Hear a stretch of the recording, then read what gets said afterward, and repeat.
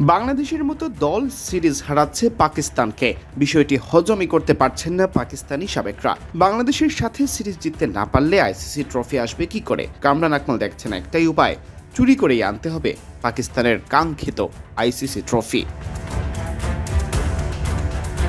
পাকিস্তানের ক্রিকেটকে comedy show আখ্যা দিয়ে কামরান বলেন, পাকিস্তান ক্রিকেট নিয়ে সিরিয়াস হওয়ার কিছু নেই, বরং এদের কর্মকাণ্ড দেখে হাসাটাই স্বাভাবিক। এটা এখন নিছক একটা কমেডি শো ছাড়া আর কিছু নয়। পাকিস্তান তাই জিতলো নাকি হারলো তাতে নাকি টিম ম্যানেজমেন্টের বা বোর্ডের কিছুই যায় আসে না। এই দলের হার জিত নিয়ে কোনো মাথা ব্যথা নেই। তাদের মূল লক্ষ্য কেবল পরীক্ষা নিরীক্ষা চালানো। পরিস্থিতি এমন যে হাতে ৩০ জন খেলোয়াড় থাকলে তারা ৩ ম্যাচের মধ্যেই সবাইকে মাঠে নামিয়ে দিত।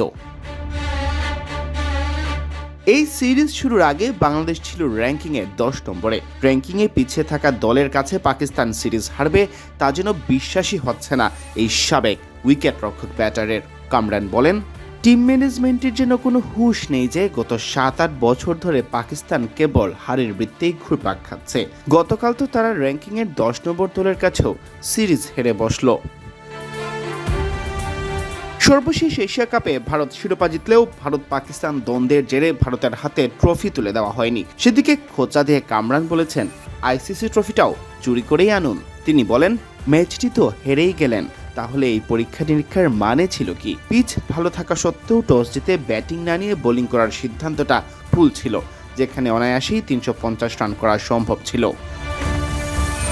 কামরান আরও বলেন, সেখানে লিটন দাসের ধীর গতির কারণে স্কোর মাত্র 290-এ থেমেছে।